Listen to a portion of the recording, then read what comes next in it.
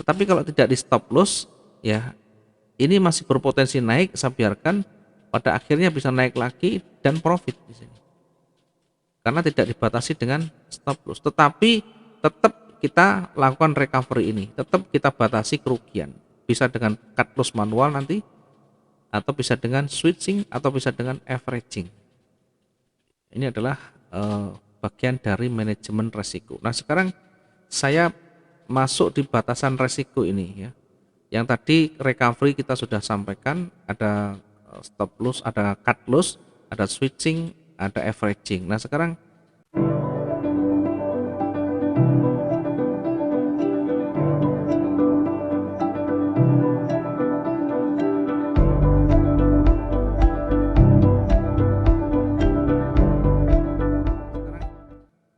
batasan resiko yang secara umum kita gunakan, atau ini batasan resiko atau risk management. Yang tadi sudah kita bahas yang recovery. Nah, sekarang kita masuk di pembatasan stop loss. Nah, pembatasan stop loss bagaimana cara menentukan? Kita bisa atur dengan 3 cara. Yang pertama bisa dengan prosentase. Yang kedua bisa dengan pip. Yang ketiga bisa dengan posisi yang terdekat dari support dan resistennya. Kita menggunakan wilayah support dan resistennya. Prosentase misalnya kita menggunakan 2-5% modal. Kalau tadi modal 1000, berarti cut loss kita antara 20 hingga 50 dolar. Ketika rugi di antara ini kita setting, kita buat stop loss. Boleh dengan 2%, boleh 3%, 4%, 5%. Berarti di angka ini ruginya nanti sudah pasti. Tergantung kita mau setting yang mana. Kemudian dengan pip, ini di emas ya, di XAU ini bisa dengan 400 hingga 500 pip. 400 hingga 500 pip. Ya, kalau kita tidak menerapkan stop loss, kita biarkan, kita close manual, kita bisa kasih jarak maksimum 1000 pip. Ini jarak pakai cut loss manual ya. Ya, sehingga ini akan melindungi modal besar kita dari kerugian yang besar. Ya, kalau kita rugi besar tanpa ada pembatasan resiko, kita biarkan, nanti akhirnya juga habis. Nah, saya tidak pernah mengajari kerugian itu bahkan lebih dari 1000 pip. Jadi kalau ada minus sampai 2000 pip, itu berarti sudah ngawur bagi saya, sudah tidak mengikuti materi yang disampaikan. Sudah, silakan diselesaikan sendiri. Contoh misalnya dengan lot 0,02, ini minusnya sudah 100 dolar. Berarti bagaimana cara mengetahui berapa pip ini berjalannya? Dibagi aja 100 dibagi 0,02. Nanti akan ketemu berapa pip di sana. Ya, 100 dibagi 0,02. 5000 pip. 5000 pip. Artinya ini sudah di luar materi, di luar teknik yang sudah kita ajarkan. Maka kalau sudah seperti ini, mau tanya, mau minta pertimbangan, saya sudah tidak mau memberikan pertimbangan. Kalau perlu cut loss saja sudah, karena ini sudah di luar dari aturan kita, di luar dari sistem kita. Saya sudah angkat tangan kalau yang begini. Ya, silakan selesaikan sendiri. Kalau mau di cut loss silakan. Kalau mau ditunggu silakan ditunggu. Ya, karena sudah angkat tangan yang begini. Saya tidak pernah mengajari yang model-model begini. Di awal kalau sudah salah, sudah silakan diselesaikan sendiri. Tetapi kalau masih mengikuti rule kita seperti ini, nanti mau tanya minta pertimbangan, saya pasti kasih pertimbangan di mana nanti kita cut loss-nya, di mana nanti potensi untuk akan berbalik atau akan lanjutnya. Karena masih dalam tahap aman. Masih dalam tahap aman. Ya, ini adalah bagian dari risk management. Jadi kalau misalkan kita entry pertama, Maka yang pertama kita pertimbangkan, kita pikirkan adalah bagaimana membatasi kerugian. Bisa dengan persentase, bisa dengan berapa pip, bisa dengan support resisten. Artinya support resisten ini yang mana yang terdekat dari runningnya, dari kita entry itu. Ya, ya kira-kira ya sekitar 500 hingga 800-an kalau kita menggunakan support resisten. Kira-kira di antara 500 hingga 800 pips. Oke, ini adalah money management dan risk management. Mungkin ada pertanyaan dulu, silakan nanti akan saya jawab biar nanti tidak terlalu berlarut-larut. Monggo silakan kalau ada pertanyaan dulu terkait dengan materi money management dan risk managementnya. Sementara masih Oke. belum ada, Pak. Paham kira-kira yang saya sampaikan ini? Iya, paham. Ya, maksud saya begini. Jadi Paling tahu saya konsepnya dulu. Iya. Ya, yang penting paham konsepnya dulu. Sehingga nanti menentukan kita mau entry, angkanya sudah ada di kepala kita. Bukan angka yang ngawur, bukan angka yang serba comot, tetapi sudah ada di kepala kita. Karena ini bagian dari sistem trading, harus sudah jelas semuanya. Ya, nanti sambil jalan, sambil dilatih, sambil komunikasi, nanti akan ada perkembangan di sana. Yang penting mencoba nanti. Oke, kalau tidak ada pertanyaan, saya akan lanjutkan lagi. Ini tadi terkait dengan risk management. Ya, berikutnya terkait dengan psikologi trading. Psikologi trading. Psikologi trading ini berbeda dengan psikologi market. Kalau psikologi market itu kondisi di mana pasar naik turun berdasarkan bagaimana permintaan dan penawar. Itu kondisi psikologi pasar. Tapi kalau psikologi trading ini berkaitan dengan bagaimana cara kita mengontrol emosi kita. Ya, bagaimana kita mengendalikan tingkat emosi kita, bagaimana kita bisa memanage tingkat kecemasan kita. Ya, maka dalam psikologi trading ini yang paling utama adalah kesabaran. Kesabaran apa? Kesabaran menunggu momen yang tepat. Nah, momen yang tepat itu nanti berhubungan dengan bagaimana cara kita menentukan entry-nya. Ya, kita baca nanti dari pergerakan demi pergerakan. Ketika sudah memenuhi kriteria kita, ketika pasar atau market itu sudah terkonfirmasi sesuai dengan kriteria kita, maka kita baru entry di sana. Sehingga sebelum kita masuk entry tentu harus terkonfirmasi. Terkonfirmasi ini nanti kaitannya dengan teknikal. Kaitannya dengan kita membaca histori. Histori adalah sejarah atau harga pasar yang sudah berlalu. Kenapa kita menggunakan histori? Karena memang pasar ke depan, pasar berikutnya itu selalu berhubungan dengan histori masa lalu, histori sejarah pasar sebelumnya. Jadi pasar itu akan selalu kembali ke memori masa lalu. Memori masa lalu. Contoh gampang, saya sering menyampaikan satu analogi yang mudah difahami. Saya contohkan sepatu Nike misalkan dalam kondisi standar harganya 1 juta. Nah, tiba-tiba Nike ini membuat promo yang besar atau menurunkan harga dari 1 juta menjadi 300.000. Maka tentu orang akan berbondong-bondong untuk membeli atau buyer akan muncul di sana. Buyer, banyak orang membeli. Tujuan naik adalah supaya pemasarannya, supaya orang banyak lebih tertarik dengan produknya, bisa merasakan produknya. Sehingga sudah merasakan produknya, melihat kualitasnya nanti akan cenderung di sana, akan cenderung untuk berminat. Pertama dengan cara dilakukan promosi atau dilakukan potongan harga dari 1 juta menjadi 300.000. Secara psikologi, ya, psikologi pasar, buyer akan melihat harga ini adalah harga murah. Dari mana dia bisa menilai ini harga murah? Karena secara umum atau kondisi normal naik itu berada di angka kisaran 1 jutaan.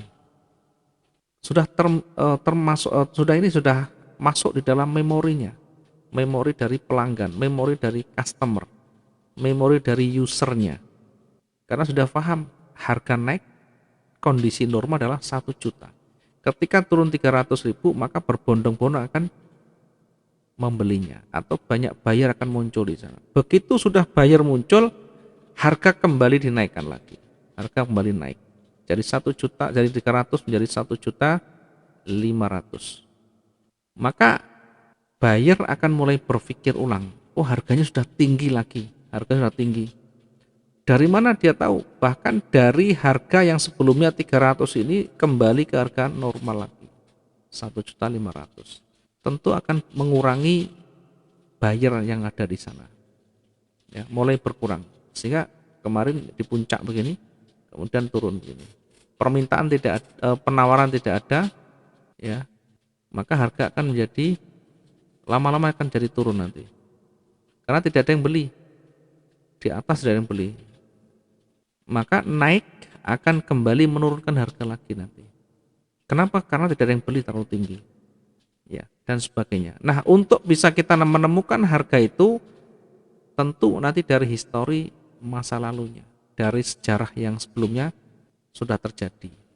Yang paling hangat, yang paling dekat tentu yang terdekat dari runningnya. Kalau harga running 300.000, yang terbaru sebelumnya ini misalkan 1.500.000, berarti dianggap ini tinggi, suatu saat akan kembali turun lagi, dari 1,5 akan turun kembali, kemudian nanti akan kembali lagi, naik lagi, menyentuh lagi, dan sebagainya. Ya, sebagai contoh misalkan, ya, sebagai contoh, market itu selalu akan kembali pada level psikologi lagi. Ya. Level psikologi itu level tertinggi di mana dia pernah menyentuhnya. Ya, ini contoh ya, paling gampang. Contoh yang paling gampang. Ketika pasarnya awalnya naik, ya, ketika pasarnya naik berada di level psikologi, dia pernah di puncak di sana. Ya, ada harga yang sudah pernah di puncak, kemudian di situ menyentuh level psikologinya, harga dianggap tinggi, maka pelan-pelan dia akan turun. Turun itu akan menyentuh level psikologi harga yang dahulu pernah dia lewati. Ini adalah harga yang pernah dicetak sebelumnya, harga terendah yang pernah dicetak sebelumnya, atau pernah terjadi harga sampai di situ. Maka dari ujung atas dia mulai kembali turun lagi, turun pelan-pelan, turunnya pelan-pelan. Dalam kondisi normal dia akan selalu bertahap, kemudian menyentuh level psikologi, dia kembali naik lagi. Kalau tidak menyentuh level psikologi yang atas, dia akan kembali lagi atau sideways. Perhatikan, ketika tidak menyentuh dia kembali lagi, di bawah juga tidak menyentuh dia kembali. Kemudian ketika nanti dia mulai naik lagi, ya, menyentuh level psikologi lagi, nanti akan kembali ke level psikologi bawah. Kita lihat, pasar akan kembali lagi ke level psikologi yang bawah. Kenapa persis begini? Karena pola market itu, pola harga pasar itu selalu kembali pada memori masa lalunya, memori harga yang lalu. Sehingga kita sebenarnya kalau naik turun itu sudah ketemu. Kalau ini mau turun sampai di mana kira-kira? Kalau mau naik kira-kira sampai di mana? Ada level-level psikologi yang di situ harus diuji. Kalau dia tidak mampu untuk lanjut, dia akan kembali turun. Kalau dia breakout itu artinya dilewati harga yang pernah dulu dicetak tertingginya, maka dia akan lanjut naik. Ini namanya breakout. Di area level psikologi ini, kalau dia tidak bisa dilewati dan turun, maka dia akan kuat turunnya. Sebaliknya ketika dia tidak kembali turun alias dia breakout, menembus pertahanan yang atas harga tertingginya, maka dia cenderung akan kuat naiknya. Sehingga menjadi perhatian kita, sehingga menjadi catatan kita ketika breakout yang tebal jangan dilawan. Ikuti arusnya. Nanti ketika naik di sebelah kiri ada level psikologi lagi. Nah, ada level psikologi di sana. Ini level psikologi. Kemudian di sini juga level psikologi. Ya, kita coba highlight warna kuning, nanti akan tembus ke sana. Oke, ini juga begitu. Nanti akan menembus di sana. Mana yang di breakout nanti dia akan lanjut. Kalau enggak nanti dia akan kembali. Oke, kita lihat ini adalah level psikologi. Kita geser sedikit-sedikit. Kita lihat di sini. Kita lihat di sini. Ya, ketika level psikologinya dilewati, dia kembali naik lagi. Ketika dilewati lagi, dia kembali naik lagi. Nanti psikologi yang di atasnya akan muncul. Nah, di sini ada level psikologi yang paling kuat. Ya, bayangkan di sini ditolak ujungnya. Ini banyak ditolak. Nah, ini banyak ditolak. Kemudian di sini juga perhatikan ada ekor-ekor merah itu semuanya ditolak. Sehingga puncaknya di sini. Puncak di sini adalah level psikologinya. Kalau dia sudah tidak mampu dan mulai turun, maka dia akan kembali turun lagi. Ini adalah level psikologi. Kenapa proses berada di ujungnya, kemudian dia kembali. Nah, karena dia tidak breakout, maka dia kembali. Dan seterusnya. Ini adalah pasar. Harga pasar itu selalu kembali ke memori harga masa lalu. Ini harus kita ingat, tidak perlu dengan indikator, kita cukup melihat candlestick yang terang, yang jelas, ya, dengan gambaran-gambaran kita nanti akan ketemu di situ arahnya. Ya, ini adalah psikologi trading. Paling utama adalah kesabaran kita untuk menahan diri, untuk melihat kondisi yang betul-betul sudah terkonfirmasi baru kita nanti entry. Ya, kemudian kalau sudah profit sesuai dengan target kita, belajar untuk kita mengendalikan, belajar untuk menahan diri untuk tidak haus dengan profit. Kalau kita tidak ada rencana, kalau kita tidak ada target profitnya, maka akan haus dengan profit. Kalau haus dengan profit, kapan saja dia akan masuk, kapan saja akan entry walaupun sudah profit banyak. Tidak ada selesainya. Maka kita batasi, kita nanti harus punya namanya target. Target profit. Berapa target profit itu? Ya, tentu masing-masing punya rencana sendiri. Yang pasti targetnya harus realistis, logis. Jadi harus realistis dan masuk akal targetnya. Masuk akal yang saya maksud bagaimana?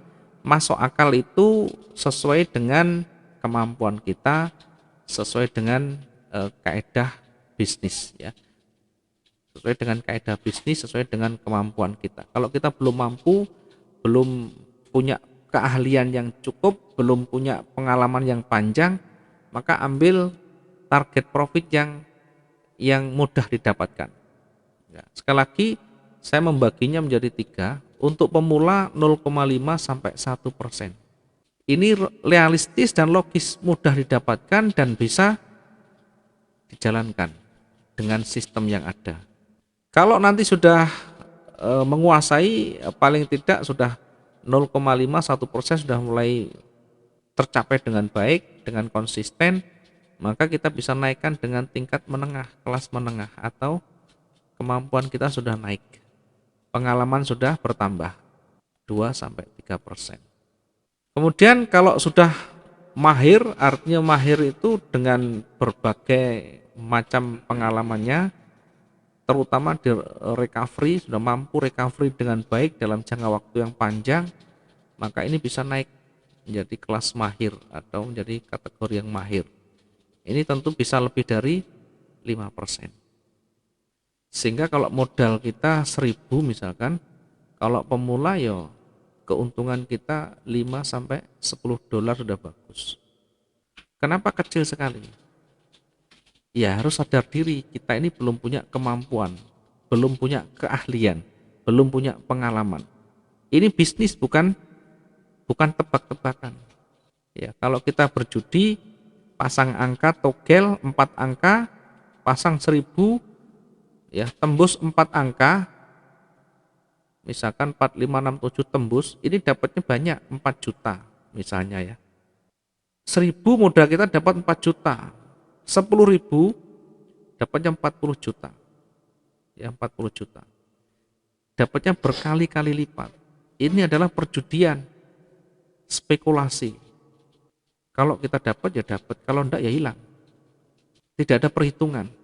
Tetapi kalau trading itu adalah masuk di kategori bisnis, sehingga betul-betul harus penuh perhitungan.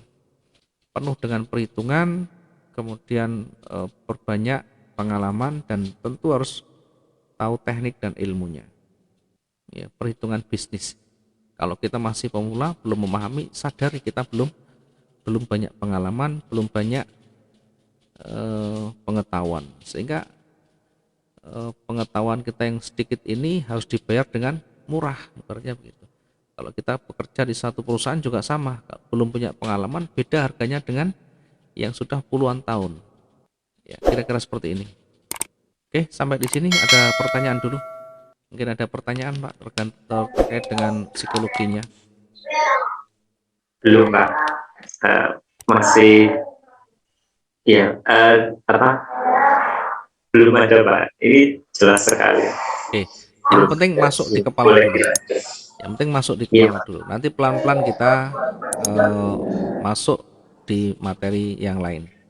Oke, kalau tidak ada pertanyaan saya lanjutkan. Baik.